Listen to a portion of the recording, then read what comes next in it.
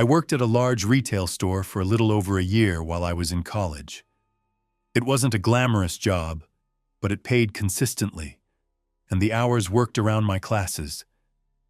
The store was one of those big warehouse-style places on the edge of town. High ceilings, long aisles, and sections most customers never really noticed. The fluorescent lights hummed constantly, casting a pale, unchanging glow across the shelves. The air always had that faint mix of new plastic, cleaning chemicals, and something indefinable that reminded you it was a place people worked and slept in during late stocking shifts. What stood out to new employees wasn't the work, it was the schedule. The store had very specific access rules. We closed overnight like most places, but every afternoon there was a short period when no one was allowed inside. Not customers, not employees who were off the clock. Management called it a security and inventory reset. For 30 minutes every day, the doors were locked, alarms were active, and only authorized staff were allowed beyond the front gate.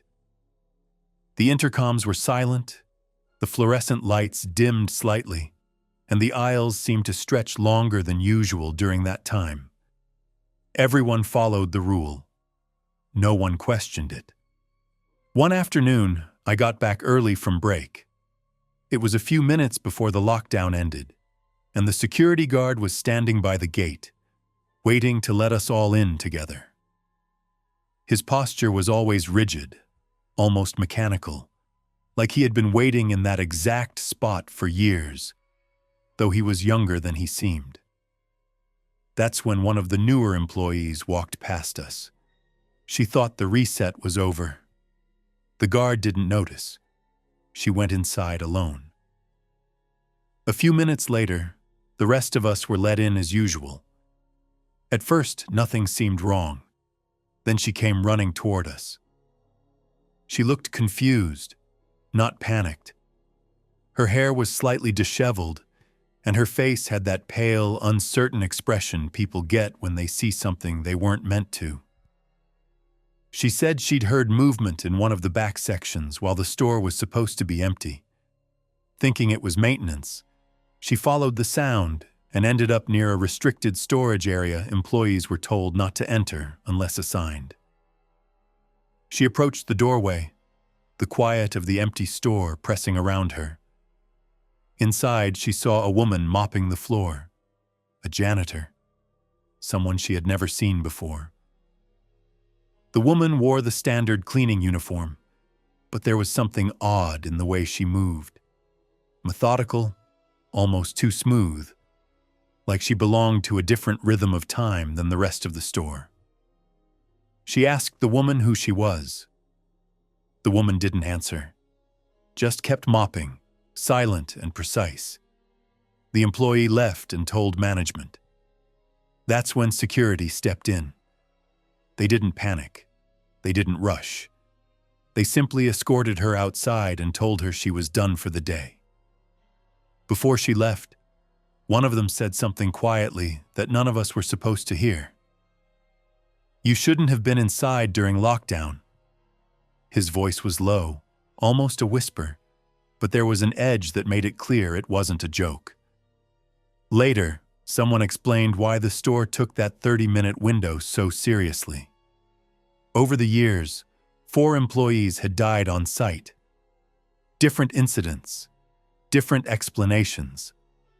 All of them happened during periods when the store was supposed to be empty. All of them were found in restricted washroom areas not meant for regular use. Officially, they were accidents. Unofficially, no one talked about them.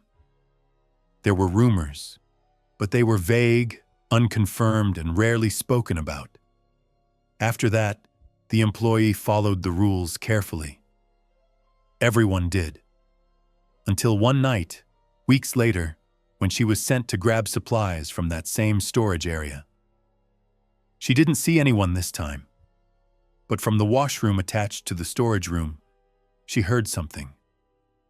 A low, strained sound, like someone trying to breathe without enough air.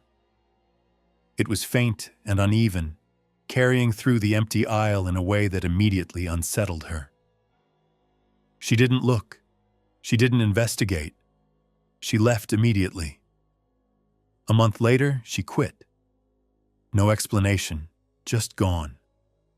I still think about that store sometimes, not because anything dramatic ever happened to me, but because nothing ever went wrong, as long as everyone followed the schedule exactly. The place felt different at night, unnaturally quiet, and the aisles seemed heavier than they should have been. I never stayed past closing again.